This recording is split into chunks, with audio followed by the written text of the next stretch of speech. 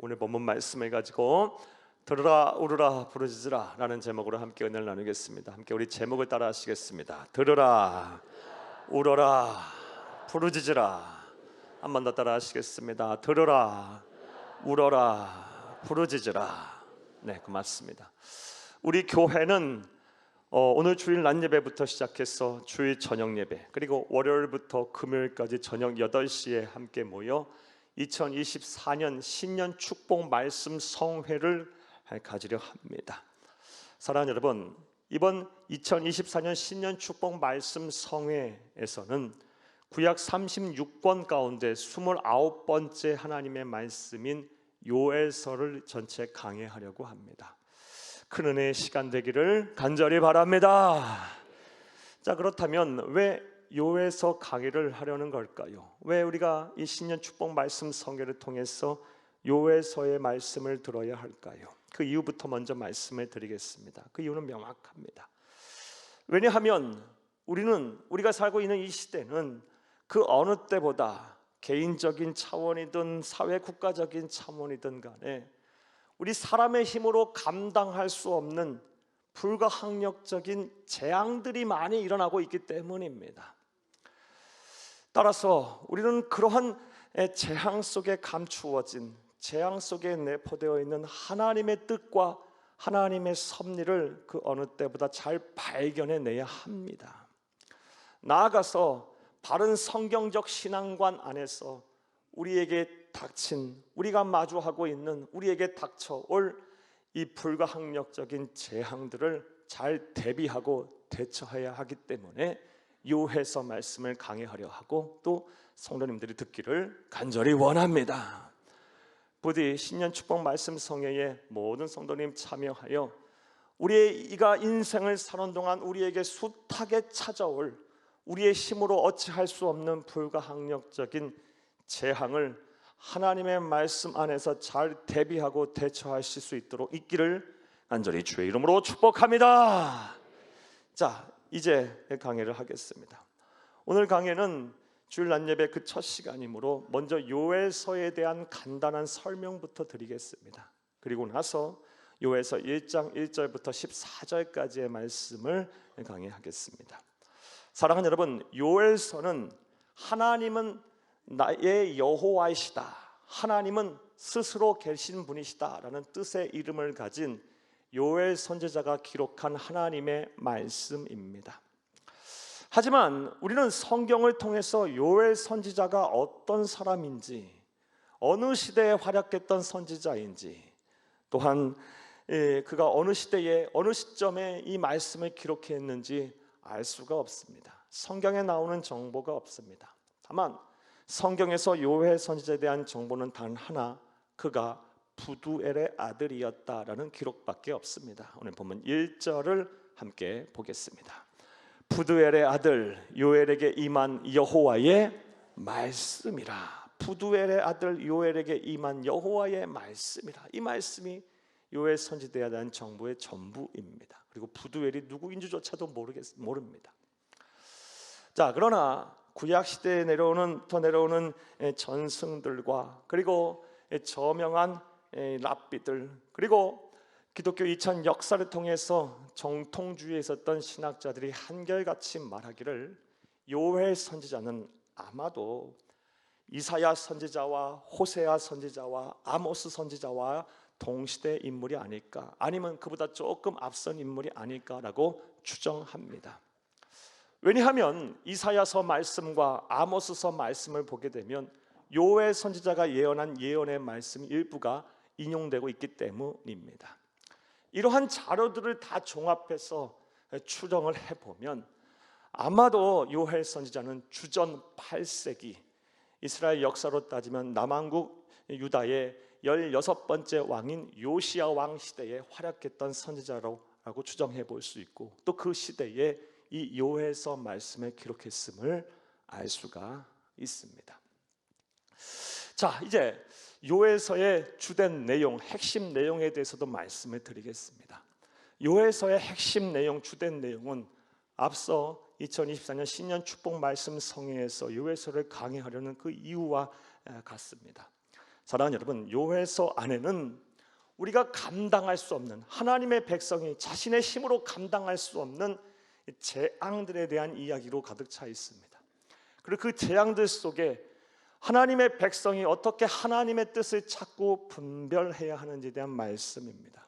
무엇보다 그 재앙 속에서, 재앙을 앞두고 재앙을 마주하면서 여호와 하나님께 돌아가게 되면, 하나님의 품에 안기게 되면, 그의 편에 속하게 되면 하나님께서 반드시 구원하시고 회복시키신다라는 소망의 메시지의 내용이 바로 요해서의 핵심 내용입니다. 자, 이제 요해서에 대한 간단한 설명의 마지막으로 요해서의 특징에 대해서도 말씀을 드리겠습니다. 요해서는 3장으로 이루어진 짧은 하나님의 말씀입니다. 예언의 말씀입니다.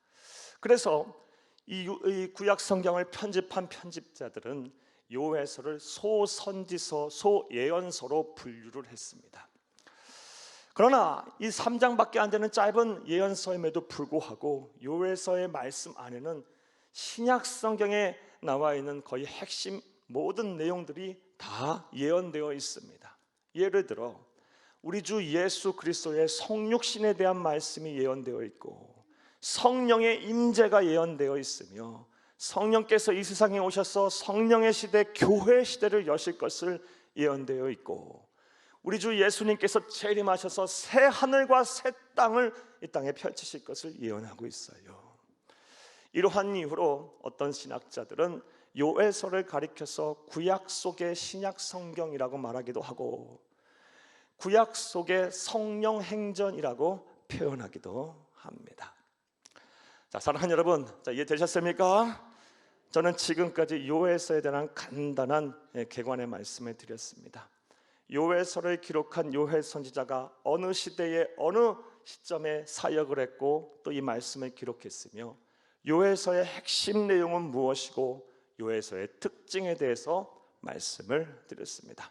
자, 이제 이러한 이해를 바탕으로 오늘 본문에 대한 강의를 하겠습니다.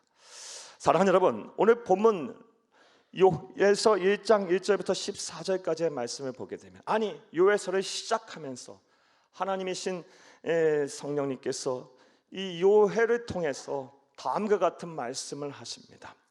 하나님의 백성인 구약의 이스라엘 백성들에게 그들이 도저히 감당할 수 없는 대재앙이 임할 것이다 라고 예언하십니다. 오늘 보면 4절을 함께 보겠습니다. 팥중이가 남긴 것을 메뚜기가 먹고, 메뚜기가 남긴 것을 느치가 먹고, 느치가 남긴 것을 황충이 먹었도다. 아멘. 사랑하는 여러분, 이 하나님의 백성인 구약의 이스라엘 백성들에게 임할 대재앙, 사람이 감당할 수 없는 그 대재앙, 불가항력적인 재앙은 무엇이냐? 바로 메뚜기 떼 재앙입니다. 자, 그런데 이 메뚜기 떼 재앙이 그냥 단순한 메뚜기 떼 재앙이 아닙니다. 4절 말씀에 보게 되면 팥중이가 남긴 것을 메뚜기가 먹고, 메뚜기가 남긴 것을 느치가 먹고, 느치가 남긴 것을 황충이 먹었다. 사랑하는 여러분, 여기서 말하는 팥중이는요, 메뚜기의 유충들을 말해요. 작은 메뚜기 떼, 어린 메뚜기 떼가 몰려와서 싹 쓸어간 것을, 그것이 끝나는 것이 아니라 두 번째 나오는 메뚜기는 날아다니는 작은 메뚜기 떼들을 말해요. 이번에는 날아다니는 작은 메뚜기 떼들이 화가서 또 싹 쓸어가고요, 얼마 지나지 않아 그 남은 것 또한 느치떼가 와서 먹어요. 느치는 뛰어다니는, 날아다니는 메뚜기 떼보다 조금 더 큰 메뚜기 떼들을 말해요. 그 메뚜기 떼가 또 와서 싹 쓸어가고 마지막으로는 황충이 먹었다. 황충은 어떤 곤충인지 정확히 모르지만 추정하기를 고대에 존재했던 큰 메뚜기, 폭식성이 강한 흉폭한 그런 메뚜기의 일종이었을 거라고 추정들을 해요. 그러니까 한마디로 하면 재앙이 한순간에 끝나는 것이 아니라 연거푸 찾아오는 거예요. 마치 쓰나미 밀려오듯이 계속 밀려오는 거예요. 거기다가 점점 강도를 세게 하며 재앙이 찾아올 것이라고 예언을 한 것입니다. 사랑하는 여러분, 이와 같이 사랑하는 여러분, 하나님의 백성이라 할지라도 세상을 살다 보면 내 힘으로 어찌할 수 없는 재앙들, 불가항력적인 재앙들이 찾아올 수 있어요. 그리고 그 재앙은 한순간에 단 한 번에 끝나는 것이 아니라 점차 강도를 세게 하면서 사랑하는 여러분, 연속적으로 찾아올 수가 있습니다. 그리고 그러한 재앙이 찾아오게 되면 하나님의 백성이 어떠한 고통을 당하게 되는지에 대해서 오늘 본문 말씀에도 기록이 되어 있습니다.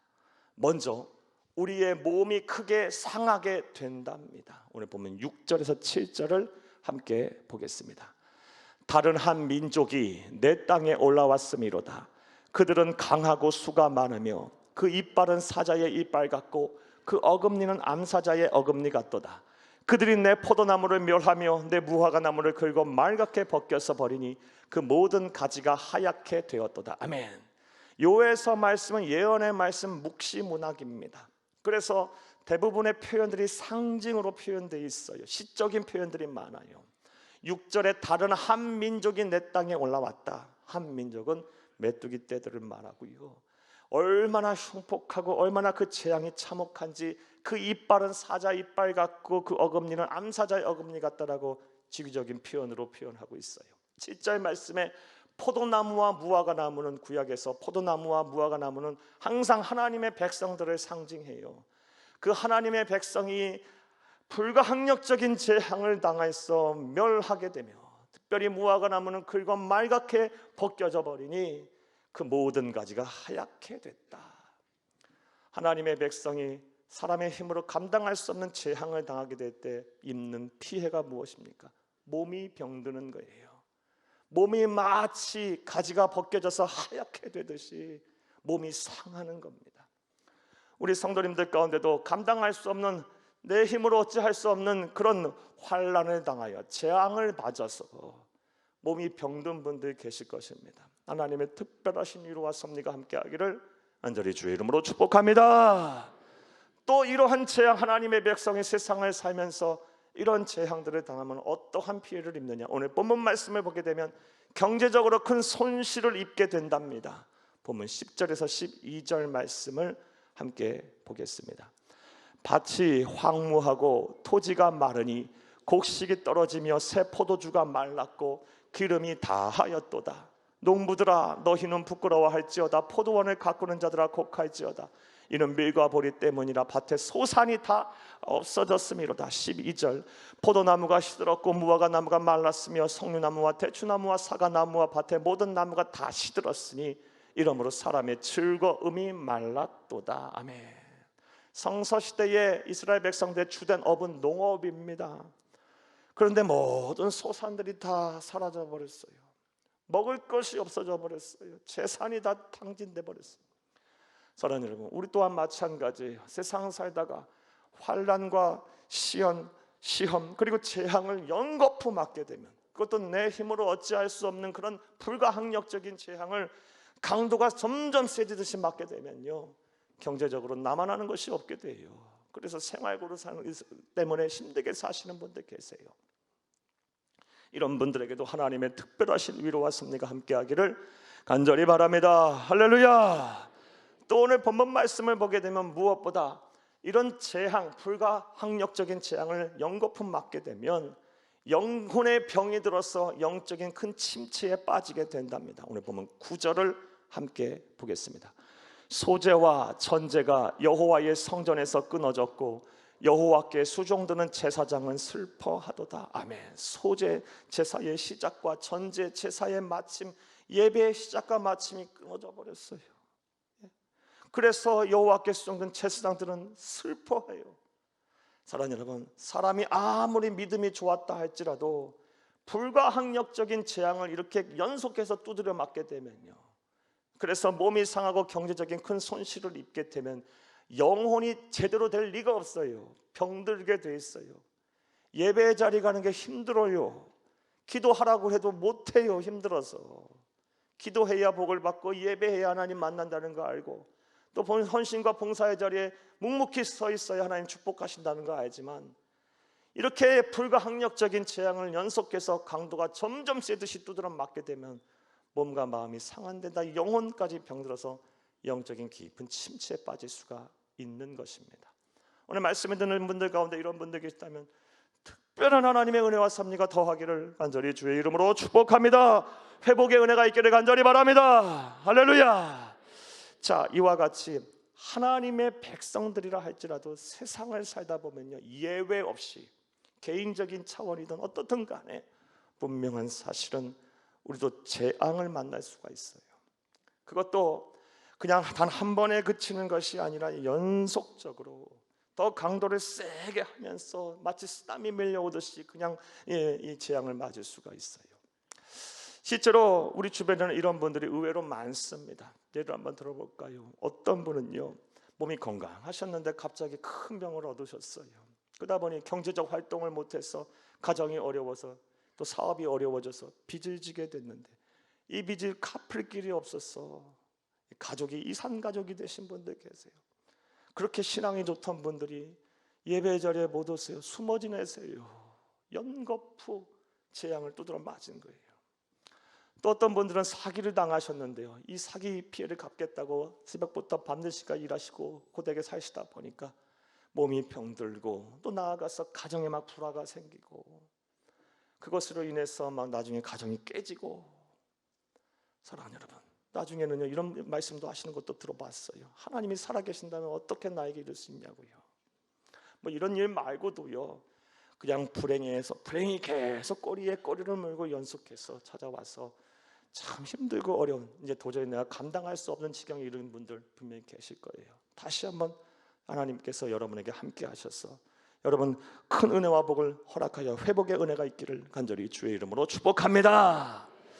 그런데 앞서 말씀드린 것처럼 이러한 하나님의 백성을 향한 이 불가항력적인 재앙은요, 개인적인 차원 넘어 때로는 사회적 국가적인 차원에서도 비일비재하게 일어날 수가 있습니다.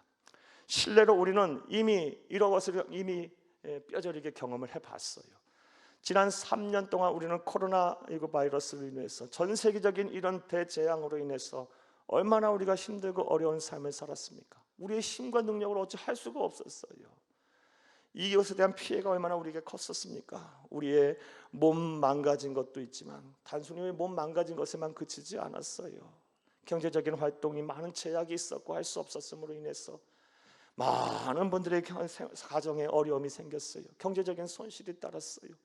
회사가 어려워지고요, 가게의 문을 닫으신 분들도 계십니다. 실직을 하신 분도 계세요. 먹고 살 것이 막막해지신 분도 계세요.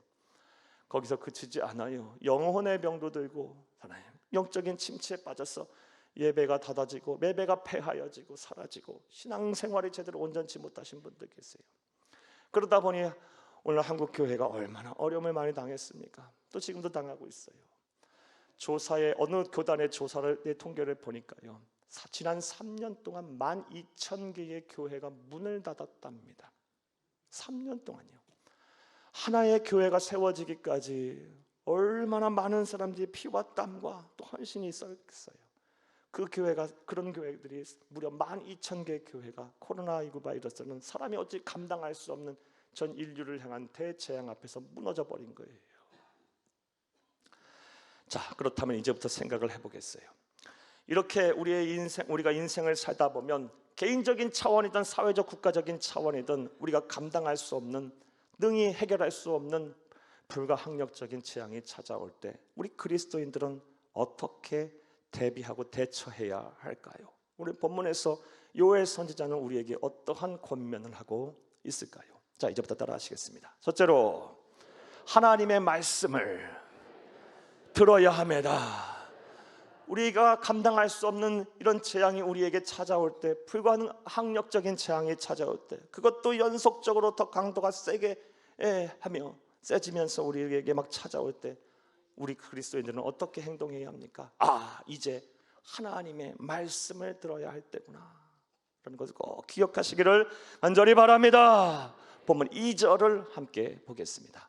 늙은 자들아 너희는 이것을 들을지어다. 땅의 모든 주민들아 너희는 귀를 기울일지어다. 너희의 날에나 너희 조상들의 날에 이런 일이 있었느냐. 아멘. 2절에 늙은 자들은 우리 지혜로운 자들을 말하고요, 지도자들을 말해요. 지혜 있는 사람들아, 지혜 있다고 하는 사람들아, 또 지도자들아, 또 땅의 모든 주민들아, 너희는 나의 말을 들으라, 나의 말을 들으라고 하나님께서 말씀하고 계세요. 다시 말씀드려요. 지금 여러분이 불가항력적인 어찌할 수 없는 재앙을 맞고 계신다면, 또 그 재앙을 앞두고 계신다면, 내가 하나님의 말씀을 들어야 할 때구나 라는 것을 꼭 기억하시며 하나님의 말씀 듣기에 집중하시기를 간절히 바랍니다. 자, 그렇다면 이런 재앙 속에서, 또 재앙을 앞두고 우리는 어떠한 내용의 말씀, 하나님의 말씀을 들어야 할까요? 먼저는 우리가 지은 죄에 대해서는 하나님께서 반드시 심판하신다라는 이 말씀을 들어야 돼요. 지은 죄에 대해서 반드시 심판하신다. 사랑하는 여러분, 오늘 주일 저녁 예배 때 자세하게 설명하겠지만, 구약의 이스라엘 백성들이 이 요에서 선지자 당시에 이스라엘 백성들이 이 메뚜기 때의 대재앙을 맞게 된 것은 그들의 죄 때문이었어요. 즉, 이 요에서의 말씀은요, 지은 죄에 대해서 회개를 촉구하는 하나님의 말씀인 거예요. 따라서 지금 여러분이 감당할 수 없는 그런 연속된 재앙을 지금 맞고 계신다면, 이 요회서의 말씀에 귀를 기울여서 내가 지은 죄가 있었나를 되돌아보며 지은 죄에 대해서는 반드시 하나님이 심판하신다는 말씀을 듣고 철저하게 회개하시기를 간절히 주의 이름으로 부탁합니다. 그리할 때 구원의 은혜가 있는 거예요. 또 영거푸 내가 감당할 수 없는 재앙이 내게 찾아올 때, 또 재앙을 앞두고 우리는 어떤 내용의 하나님의 말씀을 들어야 할까요? 하나님의 위로의 말씀을 들어야 돼요. 하나님은 분명 우리가 지은 죄에 대해서 심판하시는 공의의 하나님이십니다. 그렇지만 하나님은 우리를 더 사랑하시는, 나보다 나를 더 사랑하시는 분임 또한 사실이에요. 하나님보다 더 우리를 잘 위로하실 수 있는 분은 없으세요. 하나님보다 더 내 편은 없고요, 하나님보다 더 좋은 친구는 없는 법입니다. 그러므로 재앙을 맞이했을 때, 재앙을 앞두고 우리는 하나님께서 내게 주시는 위로의 음성을 꼭 들어야 돼요. 재앙 중에 이 하나님께서 주시는 위로의 음성을 못 듣게 되면요, 사람이 마음과 생각을 못 지킵니다. 내게 주시는 위로가 없는데 어찌 이 내 마음과 생각을 지켜내겠어요? 하나님의 백성이 어려움을 당할 때는요, 반드시 하나님의 위로의 음성 듣기에 막 집중해야 돼요. 부디 이런 실천을 통해서 위로하시는 하나님의 음성을 다 듣고 여러분의 마음과 생각이 강건하기를, 꼭 지켜낼 수 있기를 간절히 주의 이름으로 축복합니다. 또 어떤 내용의 하나님의 말씀을 들어야 할까요? 소망의 메시지. 하나님께서 다시 살리실 것이고 다시 기회를 주실 것이며 다시 복을 주시고 사명 감당케 하실 거라는 소망의 메시지를 언제 재앙의 때 들어야 돼요. 사랑하는 여러분, 아무리 믿음이 좋은 사람이라 하더라도 소망이 끊어지는 순간에는요, 삶의 의욕이 사라지는 거예요. 믿음 다 헛것이 돼버리는 거예요. 한순간에 무너지는 거예요. 성도에게서 이 소망이 얼마나 중요한지 몰라요.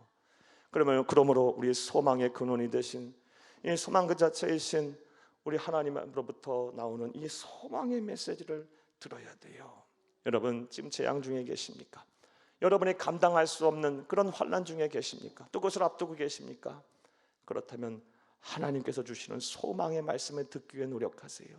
온 오감을 거기에 집중하세요. 하나님의 말씀을 가까이 하시고 예배에도 집중하세요.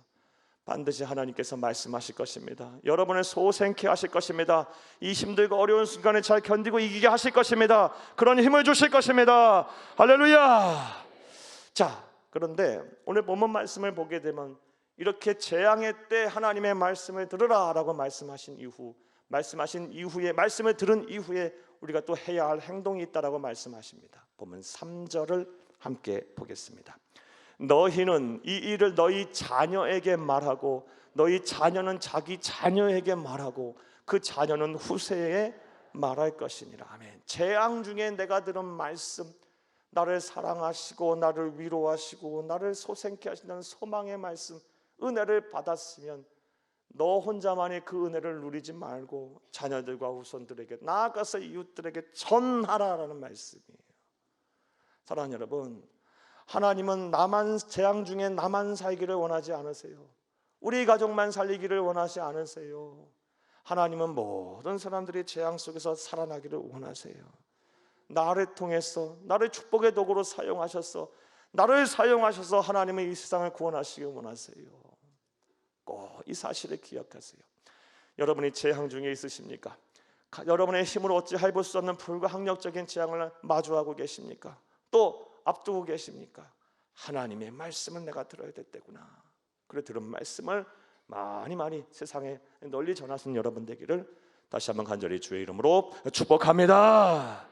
또 두 번째로, 우리가 불가항력적인 재앙을 만났을 때, 또 앞두고 있을 때 우리는 어떻게 행동을 해야 할까요? 요엘 선지자는 우리에게 어떤 권면을 하고 있을까요? 따라하시겠습니다. 둘째로, 하나님 앞에서 울어야 합니다. 내가 지금 재앙을 만났구나. 그때는 내가 뭐 할 때입니까? 하나님 앞에서 울어야 돼요. 대상도 주고 행동도 중요해요. 하나님 앞에서 울어야 되는 거예요. 사람들 앞에서 울지 말고, 혼자 울지 말고 하나님 앞에서 많이 울어야 됐다는 것을 기억하시길 바라요. 오늘 본문 5절을 함께 보겠습니다. 취하는 자들아 너희는 깨어 울지어다. 포도주를 마시는 자들아 너희는 울지어다. 이는 단 포도주가 너희 입에서 끊어졌음이니. 여러분 8절에도 애곡하다라는 말씀 나오고요. 13절 읽겠습니다. 13절, 제사장들아 너희는 굵은 배로 동이고 슬피 울지어다. 제단에 수종드는 자들아 너희는 울지어다. 내 하나님께 수종드는 자들아 너희는 와서 굵은 배옷을 입고 밤이 새도록 누울지어다. 이는 소재와 전제로 너희 하나님의 성전에 드리지 못함이로다. 아멘. 술 취하는 자들아 깨어서 울지어다. 세상 향락에 취해 살던 자들아, 하나님을 섬긴다고 하면서 세상에서 방황하고 세상과 짝하여 거기에서 의지하고 살던 사람들아, 이제 정신 차리고 울어라. 그리고 성전에서 예배를 주고 하던 제사장들이야, 너희 특별히 마음을 다하여 울어라, 울어라, 울어라 라고 말씀하세요. 자, 재앙을 만나셨습니까? 재앙을 앞두고 계십니까? 여러분의 힘으로 어찌할 수 없는 불가항력적인 재앙입니까? 그렇다면 하나님 앞에서 울 때임을 꼭 기억하시기 바랍니다. 자, 그렇다면 여기서 말하는 울라라는 말의 의미는 뭘까요? 사랑하는 여러분, 울라라고 번역된 히브리어 원어는 여러분 나눠드린 페이퍼 보게 되면 아랄이라고 되어 있는데 아발입니다. 아발, 오타가 났어요. 아발이라는 단어예요. 이 아발이라는 단어의 정확한 뜻은요, 그냥 슬퍼하다, 통곡하다 이런 말씀이 아니라 참회하다, 회개하다라는 뜻이에요. 참회하다, 회개하다. 그러니까 내가 불가항력적인 재앙을 만났을 때는 울어야 하는데 그냥 슬퍼서 신세한탄하라는 말씀이 아니고, 물론 처음에는 그렇게 할 수 있어요. 내 당장 마음이 힘든데 그거 다 쏟아내고 나서는부터 뭐 해야 되는 거예요? 지금까지 모든 지은 죄를 철저하게 눈물을 흘리며 통곡하면서 회개해야 한다는 거예요. 그리할 때 비로소 하나님의 구원의 역사가 임한다는 사실입니다. 사랑하는 여러분, 불가항력적인 재앙을 만나셨습니까? 하나님 앞에서 통곡하며 여러분의 죄를 울면서 회개하세요. 성경과 기독교 2000 역사를 통해서 진리에 가깝게 알게 된 사실이 있어요. 그것이 무엇이냐? 하나님은 하나님의 자녀의 눈물에 약하다는 거예요. 얼마나 이 눈물의 기도에 약하신지, 이 눈물의 통곡에 약하신지, 눈물의 참회에 약하신지. 아무리 지은 죄가 아주 크고 참 못됐다 할지라도, 도저히 사람의 시선과 사람의 생각으로는 용서하지 못할 줄 알지라도 하나님께서는 통이 자복하며 눈물 흘리며 기도하는 하나님의 자녀의 기도를 들으시고 용서하세요. 그리고 기회를 주시고 소생하게 하세요. 이것을 성경에서 아주 잘한 인물이 하나 나오는데, 그 누구냐? 다윗이에요. 다윗. 사랑하는 여러분, 우리는 다윗을 아주 선정을 베푼 성군으로 알아요. 맞아요. 하지만 그의 행실 또한 우리 성경의 나쁜 행실 또한 우리 성경을 통해 잘 알아요. 그는 강간범이었어요. 그런 살인교사를 한 사람이었어요. 그런 가정을 파괴한 범이에요. 죄질이 아주 나빠요. 사랑하는 여러분, 지금 이 자리에 앉아 계신 분들 가운데 이런 죄 한 개라도 지은 사람들 거의 없을 거라고 봐요. 얘 평생 안 지을 거예요. 우리보다 못한 사람이 어찌 보면요. 그럼에도 불구하고 하나님은 다윗을 보면서 이런 말씀을 하셨어요.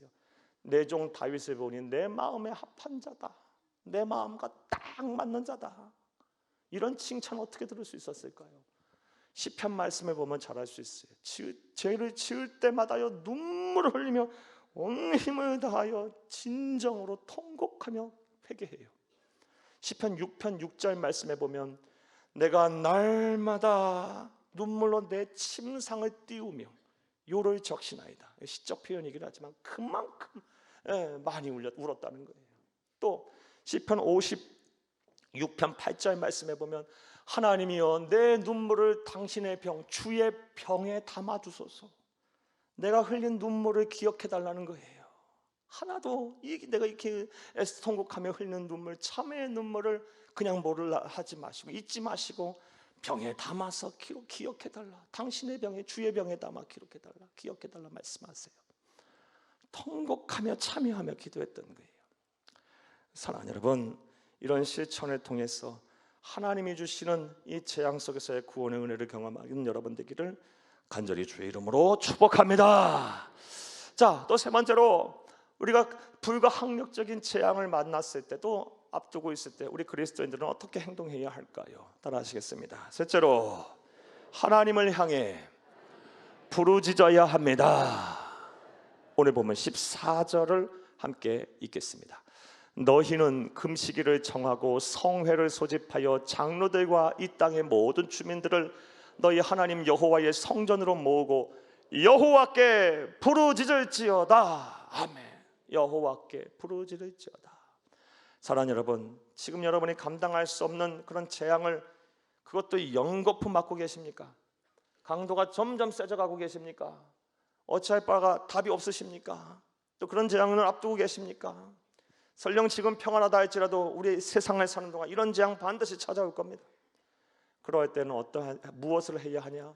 부르짖는 거예요. 누구에게? 하나님께, 하나님을 향해서.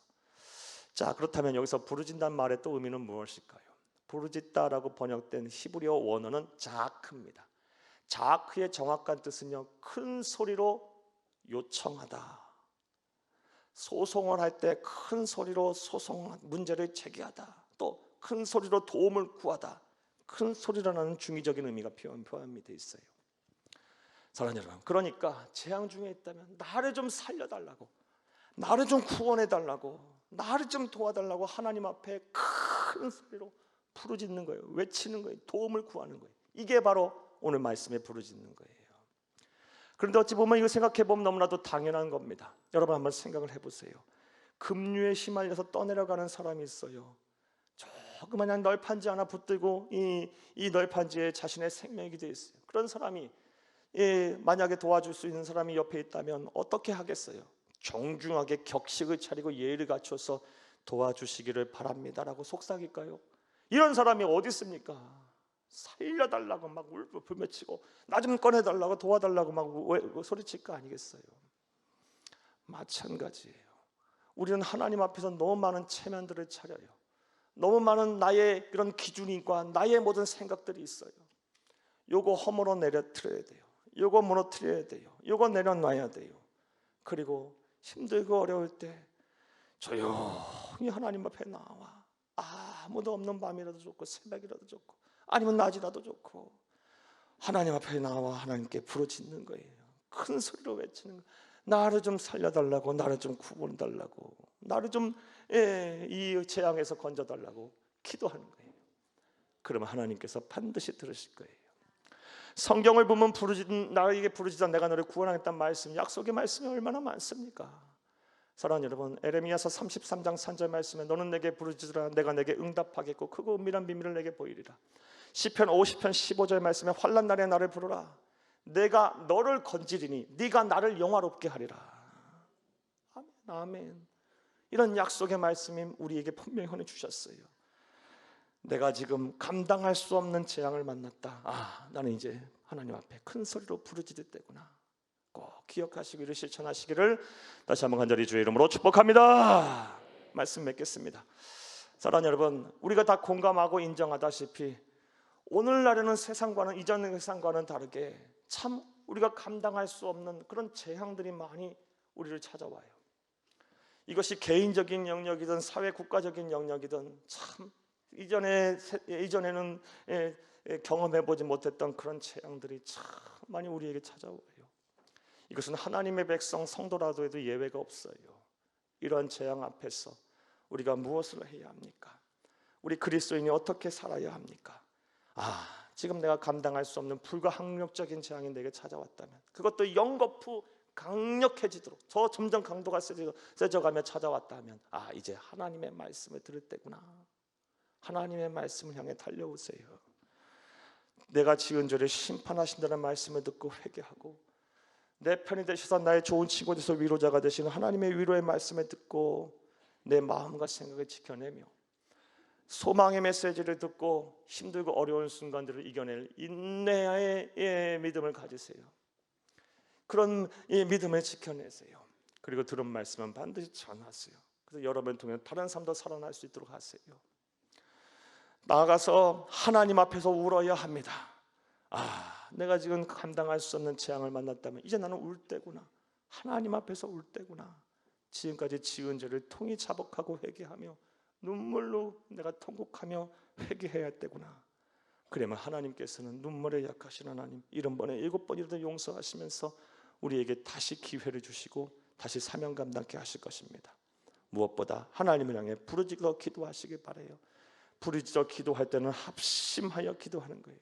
오늘 보면 14절 말씀에 보면 혼자서 기도하지 말고 금식을 선포하고 정하고 이스라엘 장로들과 함께 말씀 성회로 모여라. 그래서 함께 부르짖으라고 말씀하셨어요. 혼자서 부르짖지 마시고 교회와 함께 목회자들과 함께 주의 종들과 함께 성숙한 신앙인들과 함께 부르짖어 기도하세요. 그러면 하나님께서 반드시 여러분의 재앙 속에서 건져내실 줄로 믿습니다. 여러분이 당하는 재앙이 기가 막힌 수렁이라 할지라도 그 수렁에서 여러분을 끌어올리셔서 여러분의 발을 반석 위에 놓게 하실 것이고 견고케 하실 것입니다. 그 걸음을 견고케 하실 것입니다. 일어나 복이 여러분 가운데 함께하기를 간절히 주의 이름으로 축복합니다. 축복합니다. 축복합니다.